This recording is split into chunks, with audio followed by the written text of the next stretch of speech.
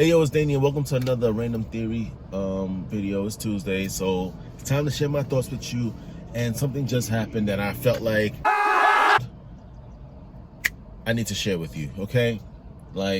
So you ever wondered if the government does things on purpose? Okay, I can't say the government. You ever wonder if there are a select few individuals out there that purposely do things to kind of irritate you and slowly drive you mad? That's why if you don't got a hobby or anything like that of interest to you, you might be subject to the chaos that is your mind. It's kind of lame that stores are still delayed as of today. Now in the future they might go back to their regular hours, but today we're still dealing with stores who are purposely, intentionally delaying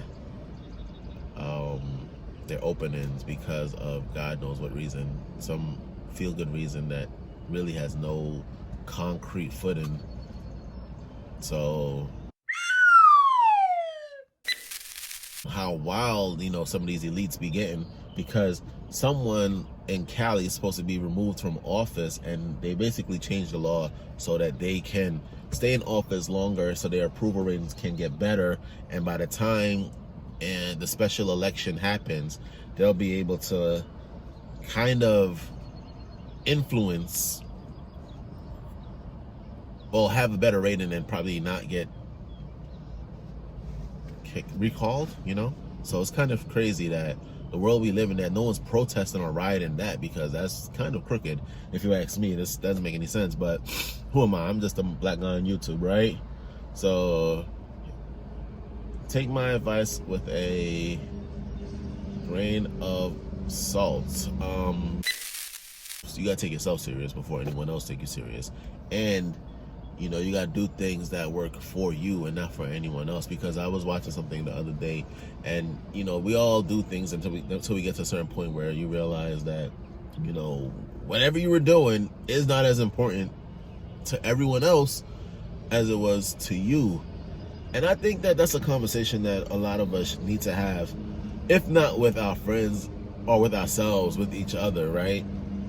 So we need to kind of remind ourselves and our friends that if you're doing something, that it should be passionate, it should be your passion and not someone else's. Don't try to really take other people's things and absorb it into your style, and then you can't maintain it, and you end up losing the love initially of what you wanted to do. You get what I'm saying? If you like something weird, stick with that weirdness and through the ups and downs, because eventually you'll find the people who appreciate what you're doing and will support you. But if you try to copy someone else's style and do their things, you're gonna probably burn out. But that's just my theory. I mean, some people, they plagiarize and copy as the day is long and they're doing relatively successful.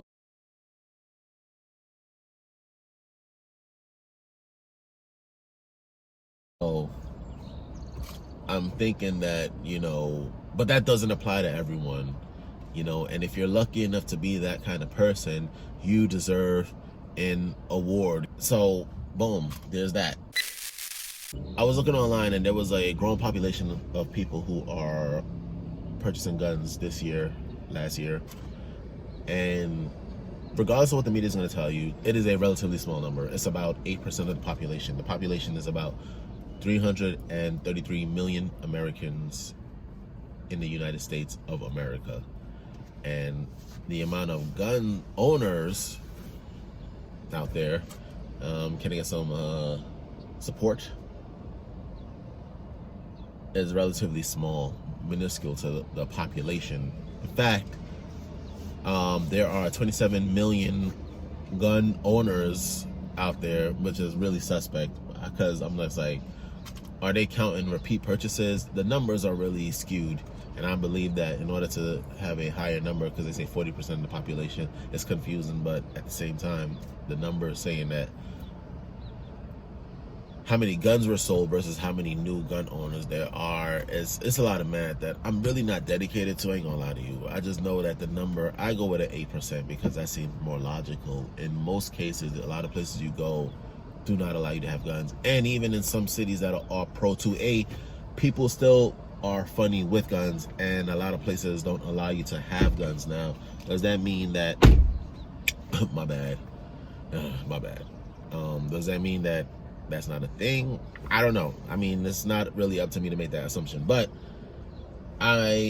based off of my research, the numbers are relatively low, 8%, 27 million people versus a 333 million total population, really small numbers. Therefore, when certain organizations attack firearm owners, I'm really suspect to that, because a lot more people are dying from other things like alcohol and tobacco, but no one really addresses that situation. And looking at those numbers, I see why. At 4%, it's easier to target a small population than it is to try to solve the problem of a bigger population, because most people who are affiliated with the firearms community also drink and smoke. So they are actually hybrid folks, kind of relate to every aspect. Now, I don't drink nor do I smoke, so I have to do at least one. Now, when I'm in that community, apparently it's under attack. It's always been under attack, but now more than ever. And I just want to say is why, why? My theory is that, like I said, they're looking for soft targets, and the firearm people are soft targets. So, you talk a lot, but we don't really do anything. The right hasn't been infringed upon. And I think that slowly the culture of Americans has been desensitized. So a lot of things, a lot of freedoms we take for granted are definitely being eroded away. And we are trained to not do anything about it because we live relatively cushy lifestyle. Who are you people that smoke cigarettes and just flick the ashes outside? Matter of fact, who are you people that flick anything outside of a moving vehicle? What are you thinking? What do you think happens to this trash when you throw it out the window? You think it disappears into the ether? No, there are other drivers on the road. What is going on?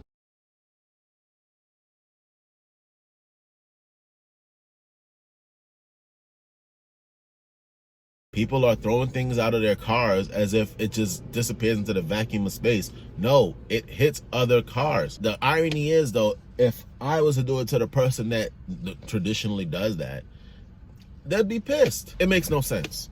It makes no sense. Who are you folks? Why do you do it? I need answers. Comment down below, because when you decide to flick something or throw something out of your window of a moving vehicle, it kind of creates, I don't know, a dangerous environment for other drivers. Okay? Like, you're not cool because you do these things, okay? So, please think about it. So here I am having to go to the store because where I want to go opens later. The post office opens at like 9 o'clock, which is weird. And the store I need to go to, it opens at like, what's this? 10 o'clock, like I said earlier.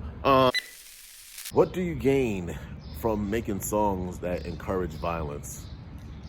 And what do you expect to happen as a result? Or do they have any responsibility? With that said, tell me what your thoughts are down below. Thank you for watching. Please like and subscribe. Share this if you want, but only with my permission. All right? 1.